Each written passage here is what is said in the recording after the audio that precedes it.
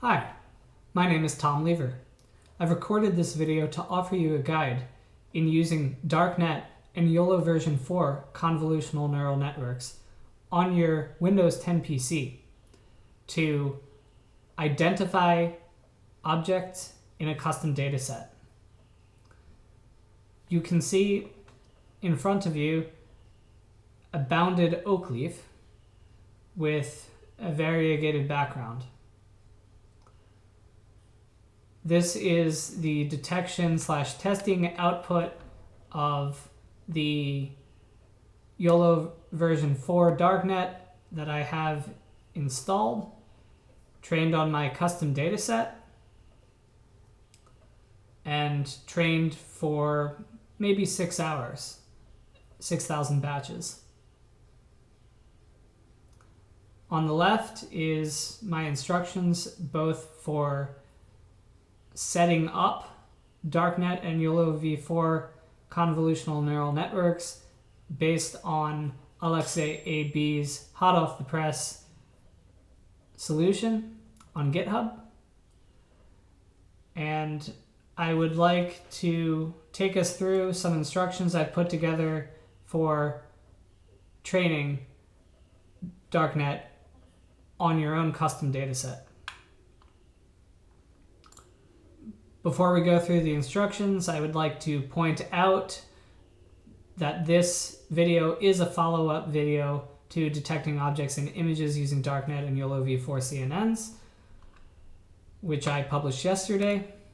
And I would also like to point out this old training YOLOv3 CNNs long tutorial series that I published in November of 2019.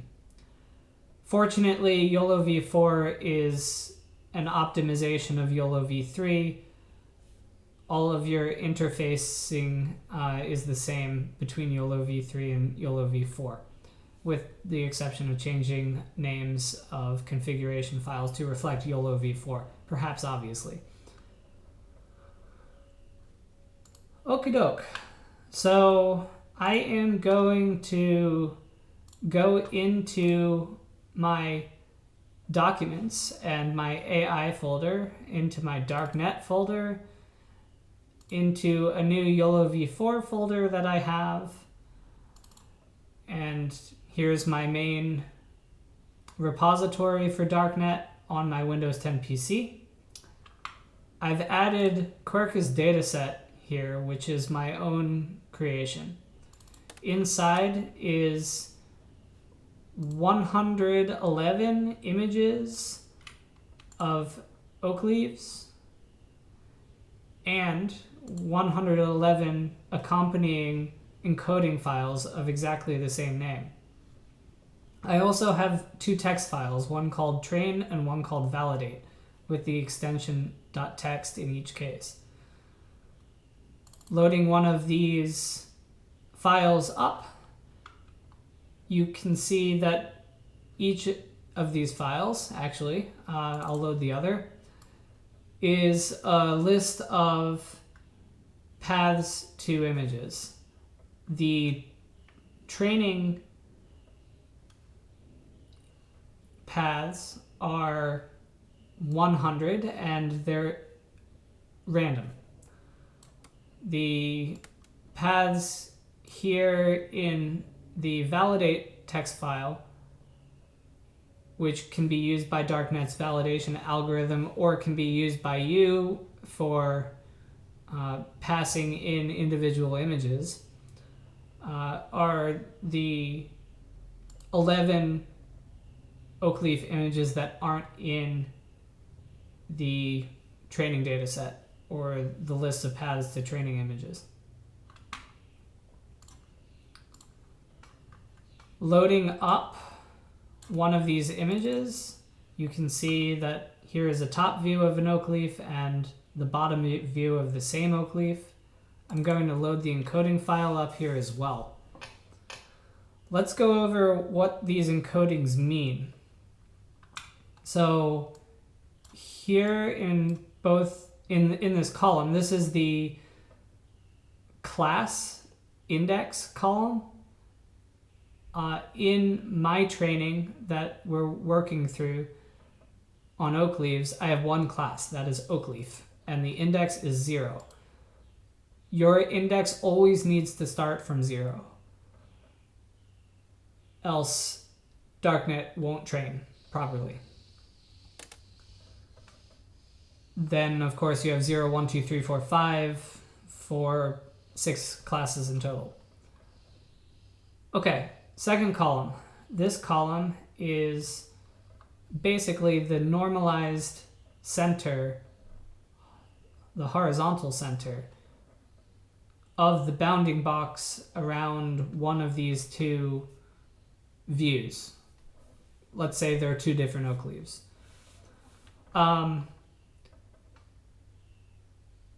More precisely, this column represents the ratio of the horizontal position of the center of this bounding box around this oak leaf relative to the width of the image. As you can see, this number is about 1/4, and if you can imagine the edge of the image being about where I'm passing my cursor, you can imagine that this oak leaf occurs 1/4 of the way from the left edge of the image. Here, likewise, this is about 3/4 from the left edge or 1/4 from the right edge. So this column represents again the normalized center horizontal of the bounding box around an oak leaf. Similarly, this column represents the normalized vertical center of one of these bounding boxes relative to the height of the image, or specifically the ratio of the vertical position of the center of one of these bounding boxes relative to the height of the image. In both of these cases, the centers occur about 0.5 or halfway down from the top edge or up from the bottom edge.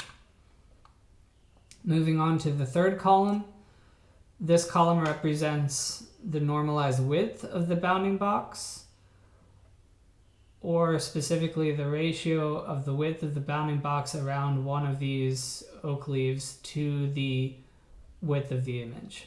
And lastly, this column represents the normalized height of a bounding box around one of these two oak leaves relative to the height of the image. Just looking at these numbers a bit, I think you can imagine that both of these oak leaves take up the full height of the image, or 95%, and each of these oak leaves takes about half the width of this image. Okay, I'd like to present in a future video how I generated these encoding files, but I guess as a preview, I want to Google oak leaf and let's pick this one. This is a cartoon, and I know that I didn't train on any cartoons. You want your validation images to be different from your training images. That's an HTML document, so let me actually go to the image. Now it's a JPEG. Okay, so cartoon oak leaves. Save to my desktop. So I wrote a Universal Windows Platform application in C# in Visual Studio Community 2019. a future video, I will present that app development, but I just want to present its use here. So my application is called Draw Bounding Boxes. Will it load?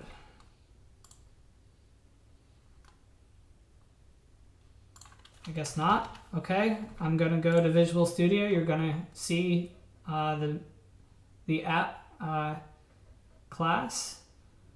So I will open drawboundingboxes.solution. That's the main page. I wrote everything in C#. I didn't use XAML. I like the control that C# gives me. So I'm rebuilding. And I'm going to start.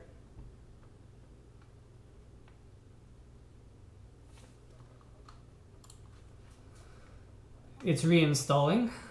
Okay, so here's my app. And I'm going to go to my desktop here. I have a cursor. The class index is set at 0 by default.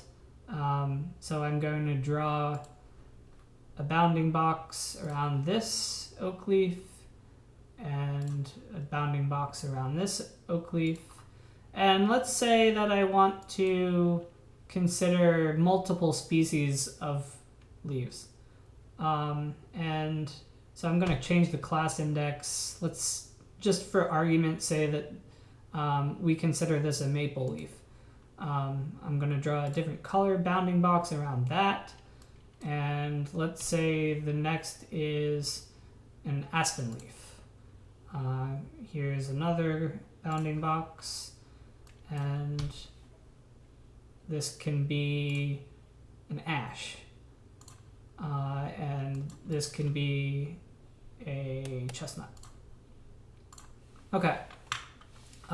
So I've drawn bounding boxes around all of my images, and I'm going to save the labeled image also to my desktop.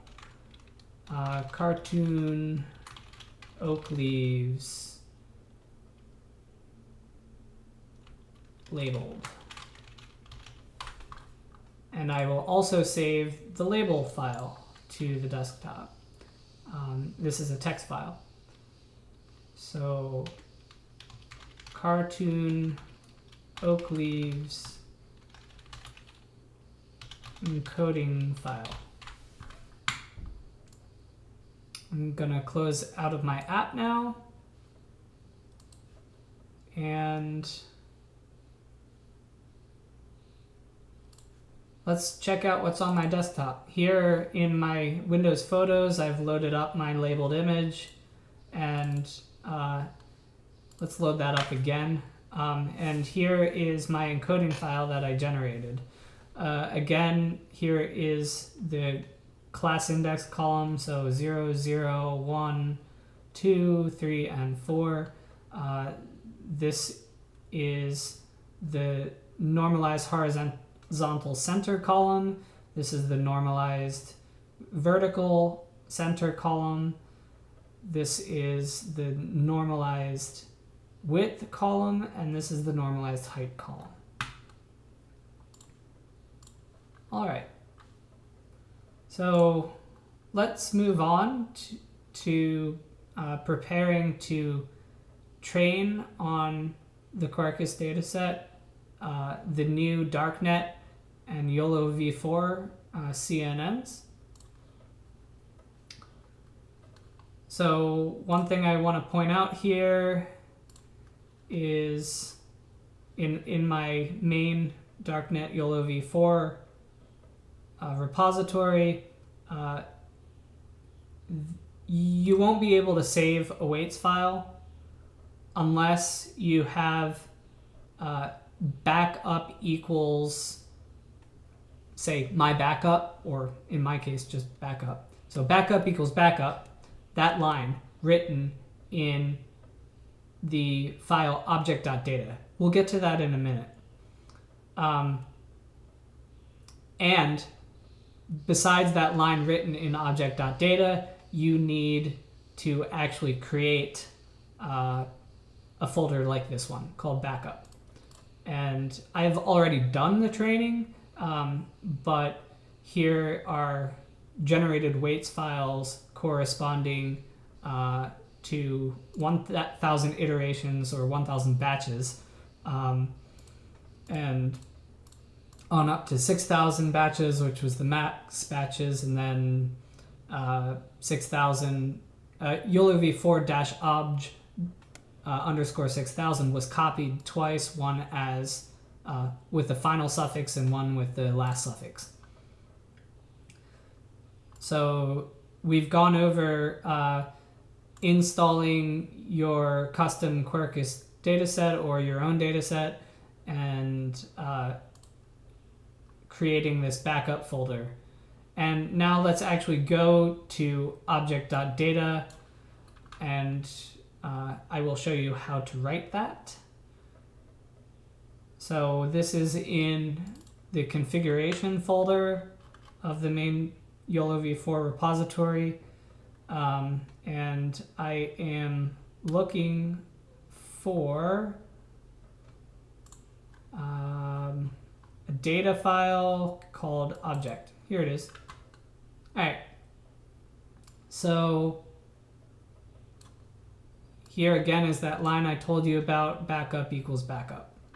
You also have a definition of the number of classes, in my case 1 just for oak leaves. And here is a reference to that text file at the bottom of my Quarkus dataset folder that lists the 100 random paths to training images. And here is a path to the text file also in the Quarkus dataset folder listing the validation images, specifically the paths.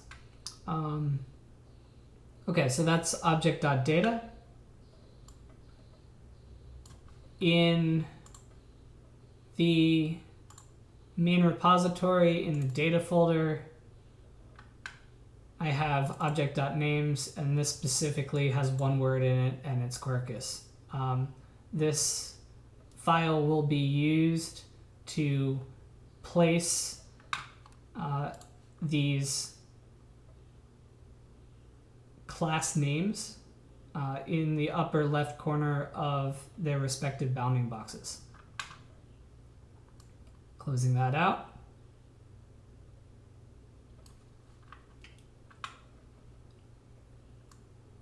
We have to make some changes to YOLOv4-object.configuration. So I will go to the main repository, the configuration folder, and then YOLO version 4-object.cfg. So the previous video, we were working with just getting the detector up and running using AlexAB's YOLOv4.weights file and the, some images in the Coco dataset. And I will comment out the testing parameters and uncomment/reveal these two training parameters and save. So for training, I'm working with inputting batches of 64 images each and subdivisions. There will be 16 subdivisions or mini batches. Each subdivision will have 4 images. The 4 images will be input into one, let's say, input tensor, which will have, you can imagine the input tensor as just this 3-dimensional block of numbers. the block will have 4 subblocks, one for each of the 4 input images. Each subblock will have 3 channels, red, green, and blue, and will have a width initially of 608 pixels and a height also of 608 pixels. So the input tensor as a whole is 3 channels times width of 608 times height of 608 times 4 in element size. That is the number of elements in a single memory buffer on your RAM and eventually transferred to your GPU global memory.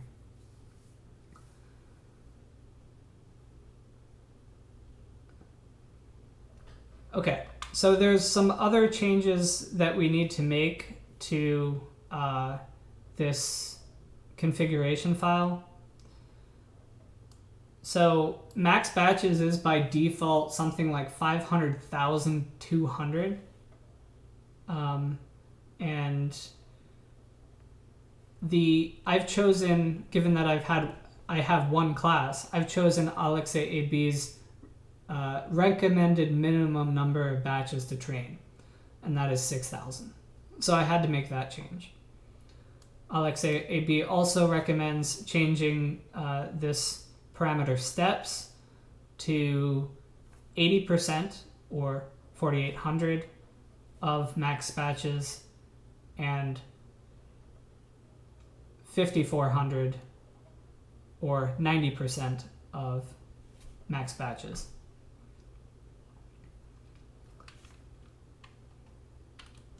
Next, I'm going to search for filters, and in my case, I'm looking for the filters parameter that occurs right before a YOLO layer. There's 3 YOLO layers, so there's going to be 3 of these filters parameters that you need to change. So I would recommend actually searching for bracket YOLO. This occurs 3 times. Up here you can see 1 of 3. And that corresponds to the 3 detection layers in darknet for coarse, medium, and fine-sized objects, which also has some geometrical meaning in having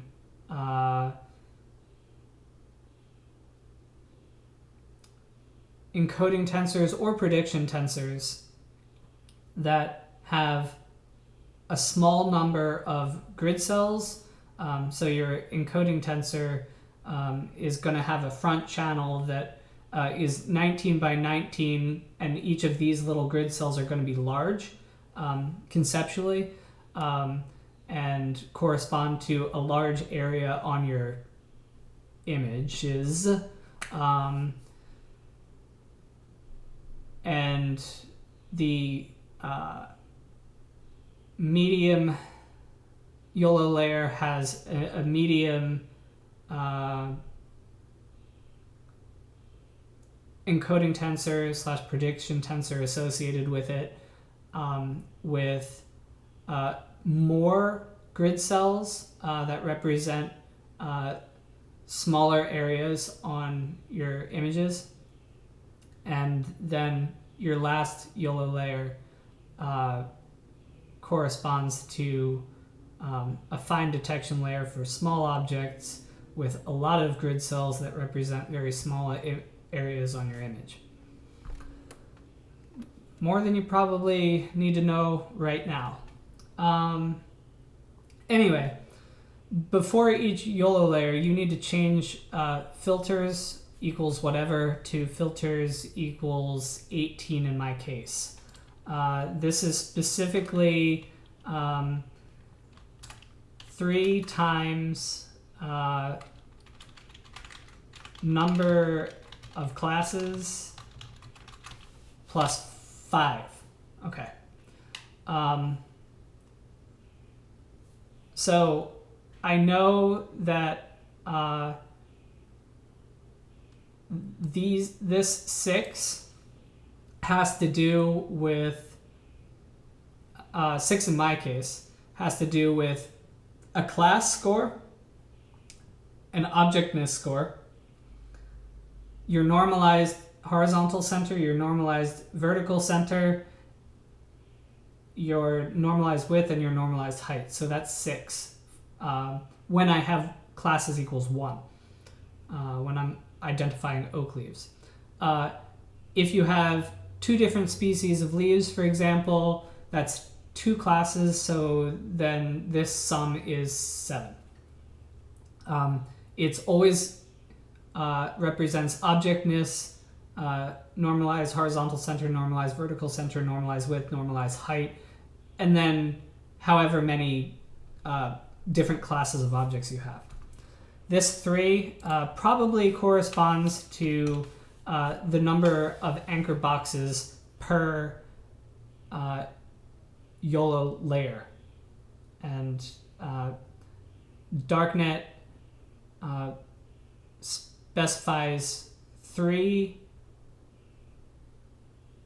anchor boxes per YOLO layer for a total of 9 anchor boxes. I believe in YOLO version 3, the anchor box widths and heights were fixed.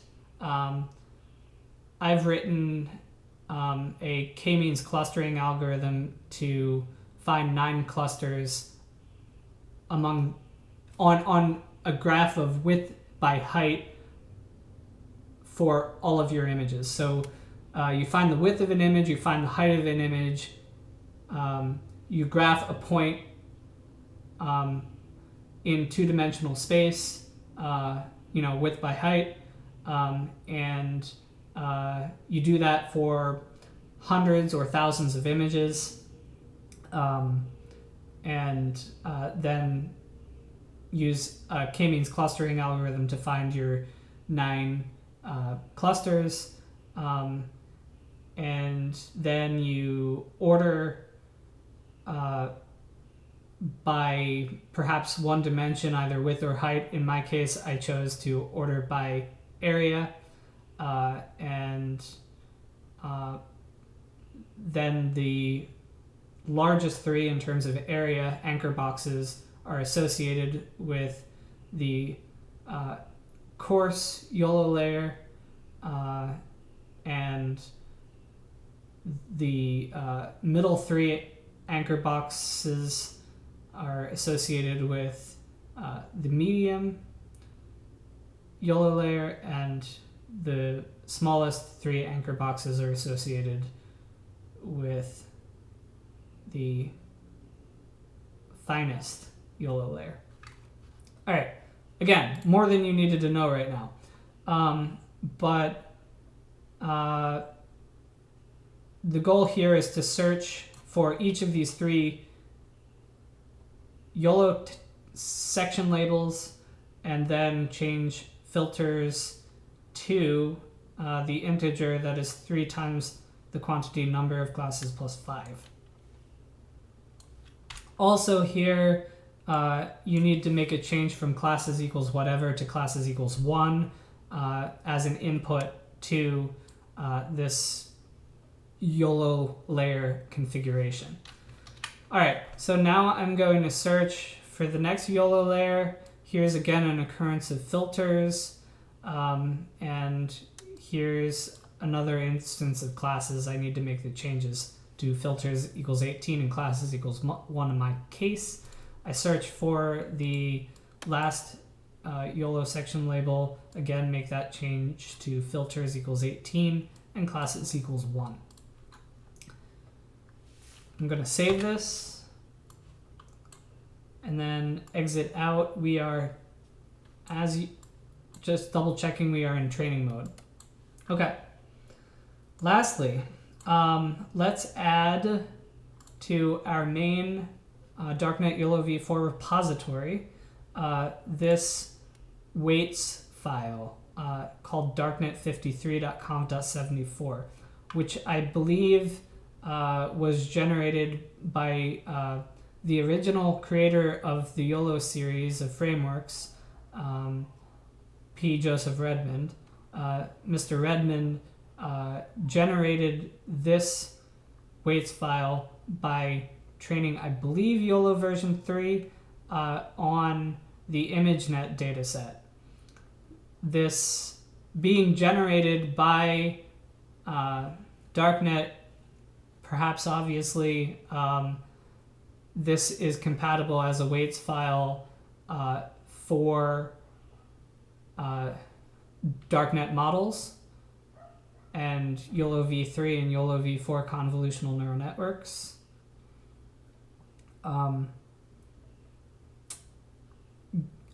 Associated with a custom dataset, this would be a random base weights file to provide, I guess, a random initialization to your filter tensor and tensors, actually. Yeah, a necessary random initial seed. I'm going to say right now that you need to use darknet53.conf.74 or another weights file. If you use the YOLO version 4 weights file,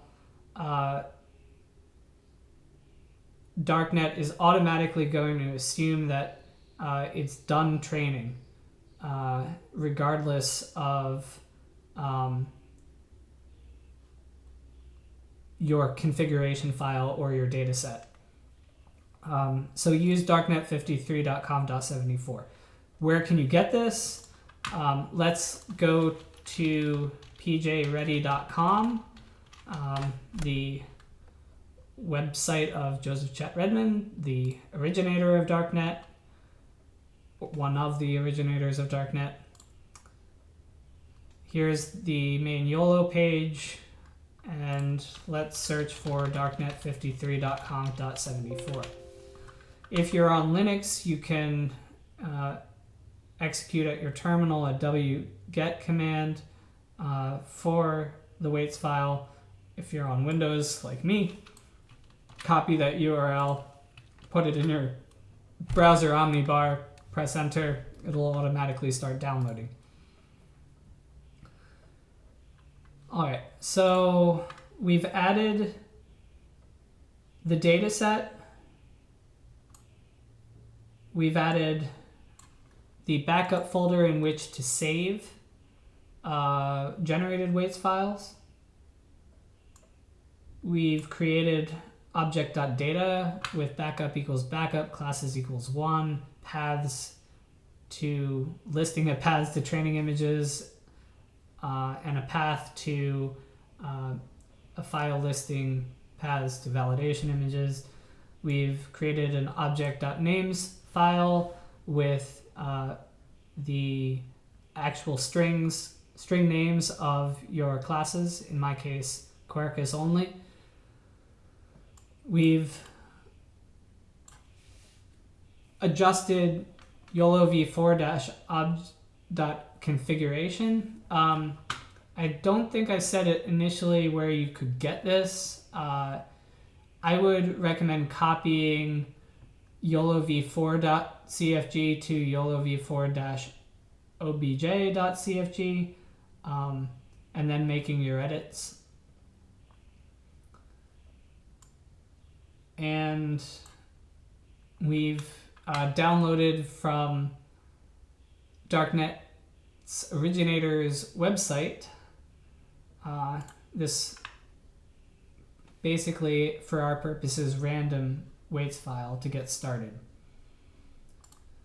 Okay, I think we're ready now to begin our training process. So here's the command that I'm going to use. I'm in my darknet YOLOv4 main folder, main repository, gonna press Shift, right click, and load PowerShell. I'm gonna make a call to darknet.exe.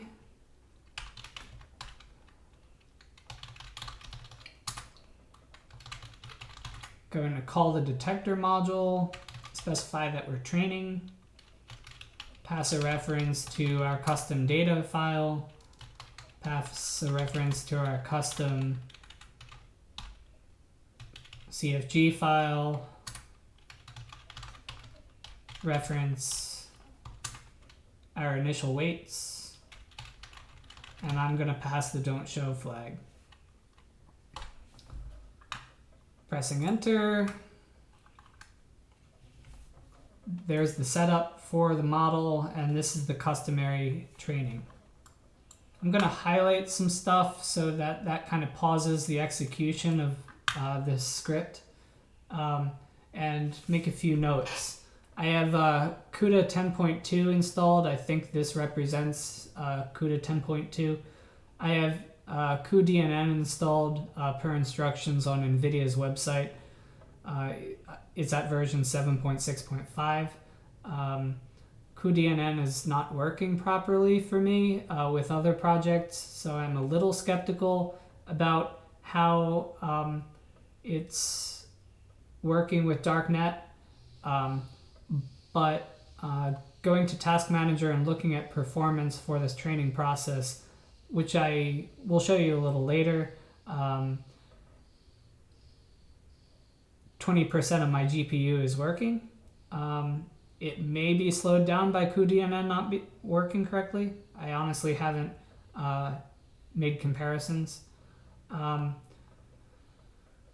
cuDNN half parameter is perhaps a suggestion to perform all the tensor computations in the training process using half precision floating point numbers, so 16-bit floating point numbers as opposed to the standard 32-bit single precision floating point numbers.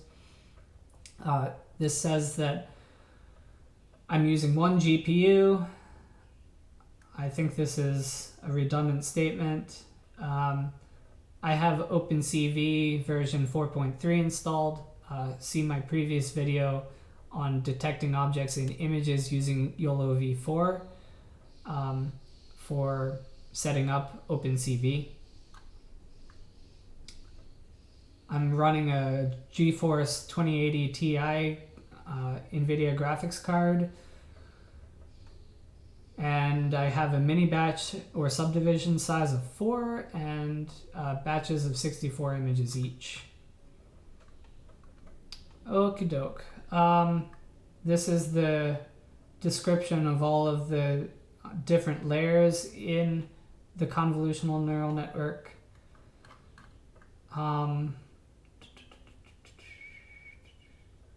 Loading weights from our initial weights file. Again, don't use YOLOv4.weights. Learning rate of 1,000th. Specified also in that YOLOv4-object.cfg file.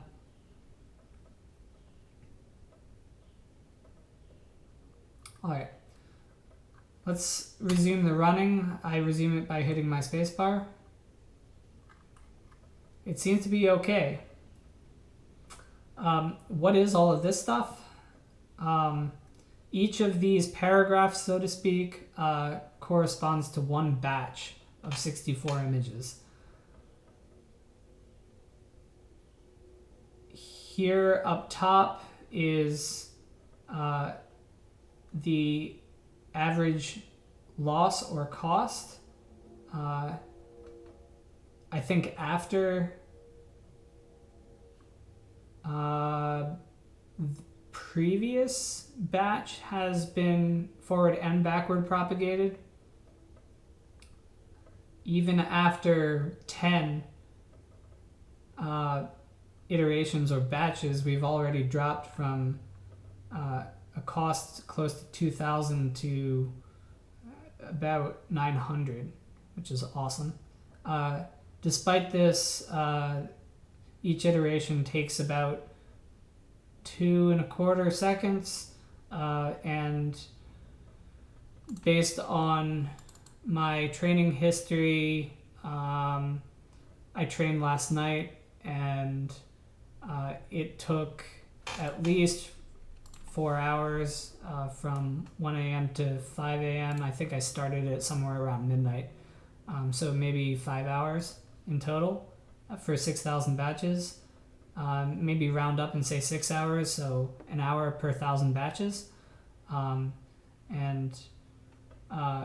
you're looking at 2,000 batches per class at minimum. So 2 hours per class. So for 10 classes, I guess you would have 20 hours a day. I got a question with my YOLOv3 series about transfer learning. My understanding is that we need to restart our training process when we add classes or change classes. Based on my experience, I think that makes sense to me because you're basically you're basically doing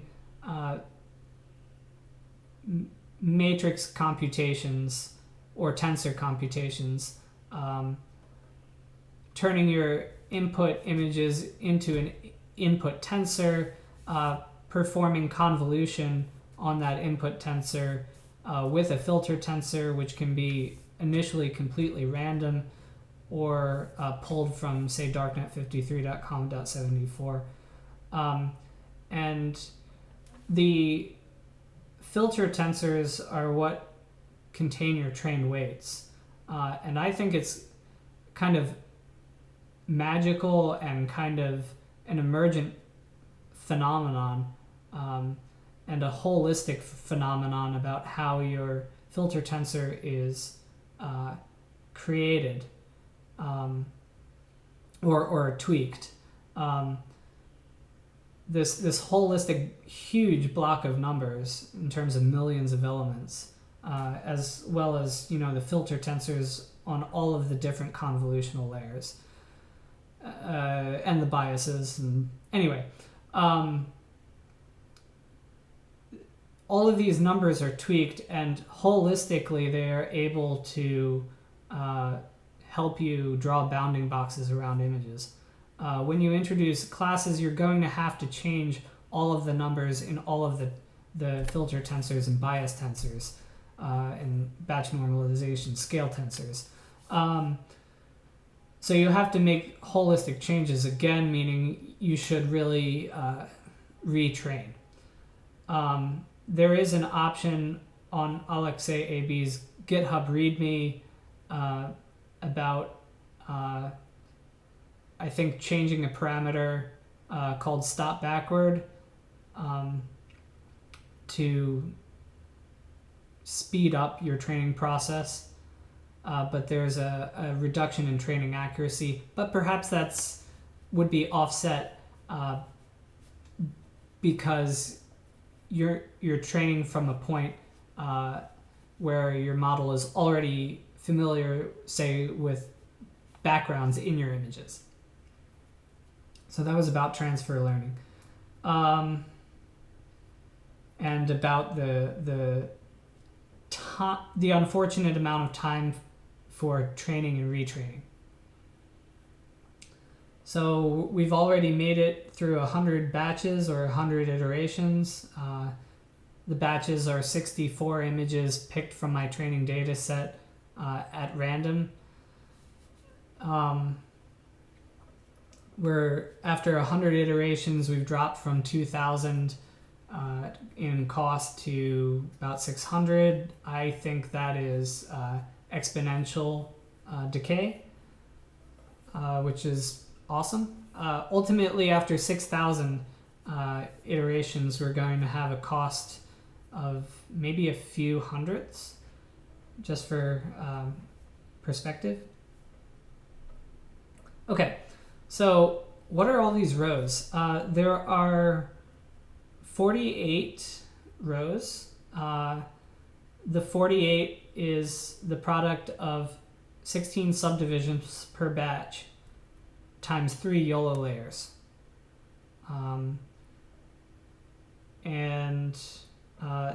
The first 3 rows correspond to your first subdivision and each of the 3 YOLO layers.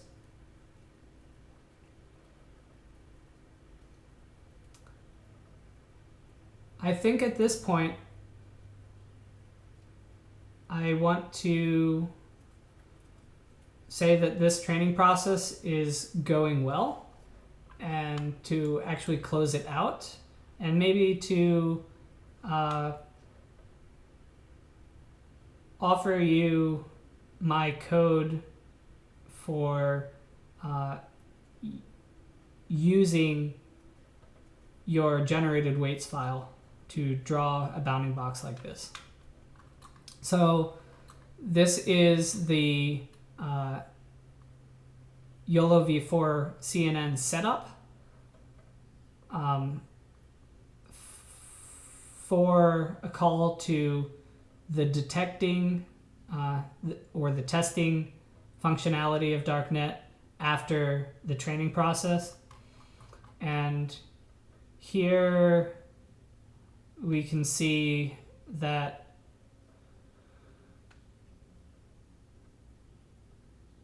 I'm drawing a bounding box around the oak leaf in oak-67.jpg.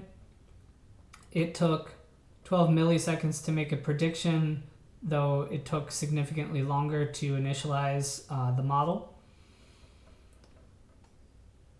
It identified an oak leaf here with 100% confidence, I think.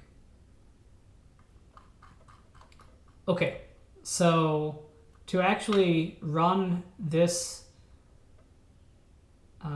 command to draw this bounding box,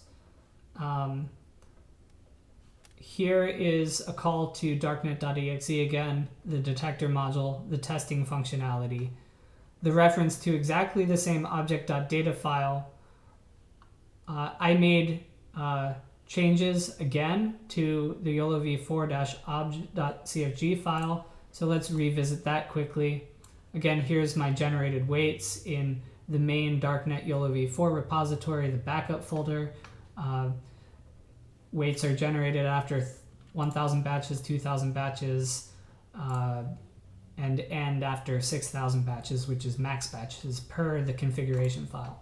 So going to the configuration folder and the configuration file here.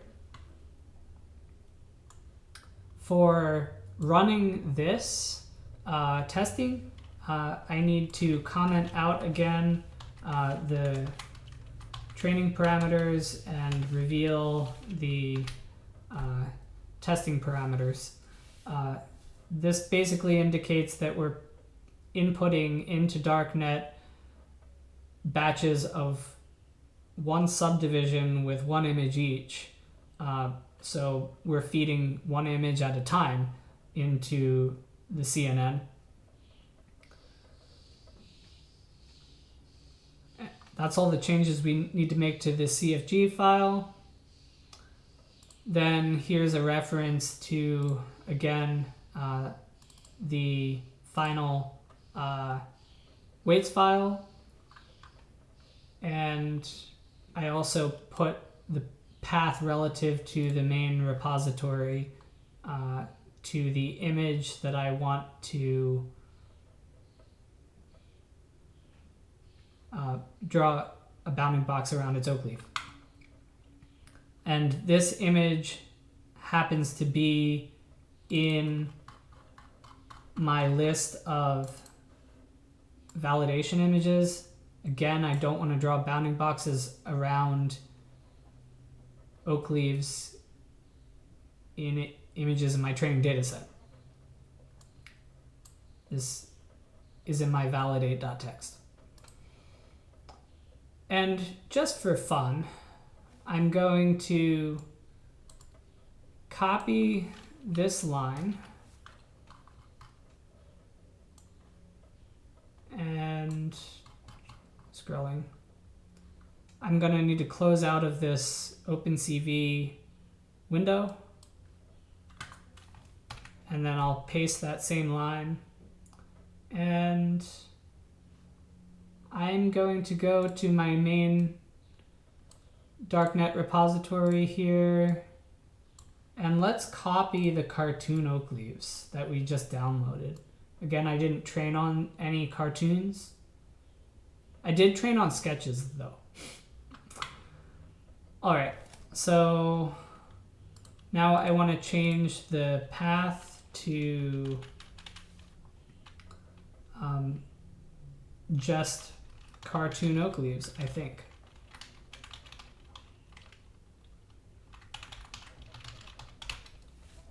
And let's try that.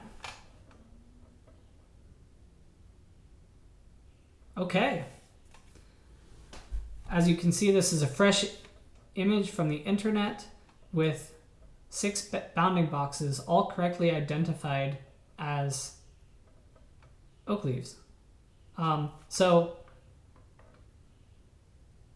this model is able to detect objects that are photographs or cartoons or sketches, and when the oak leaves are in a variety of orientations,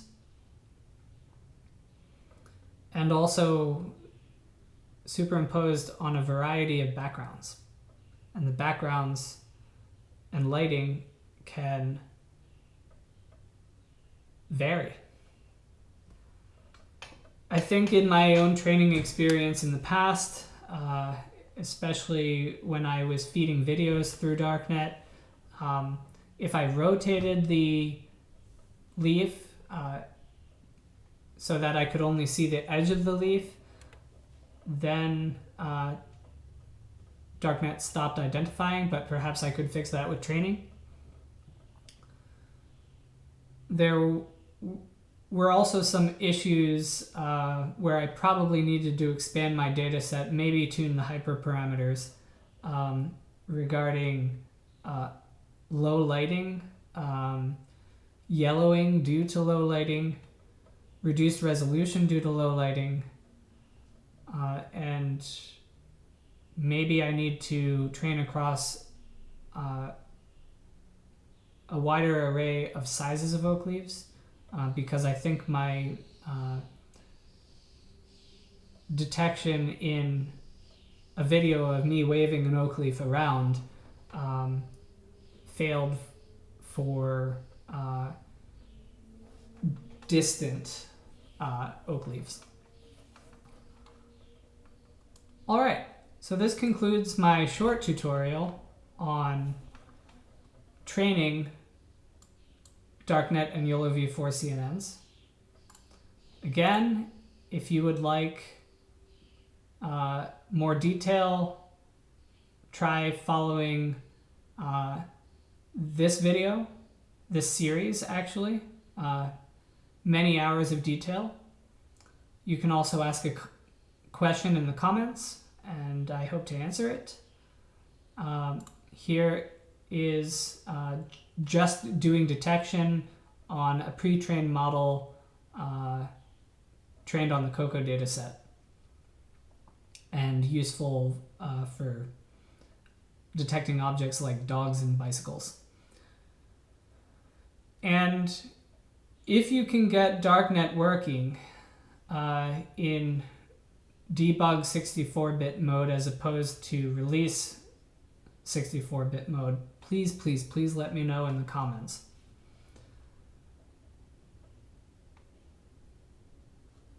Thanks for watching.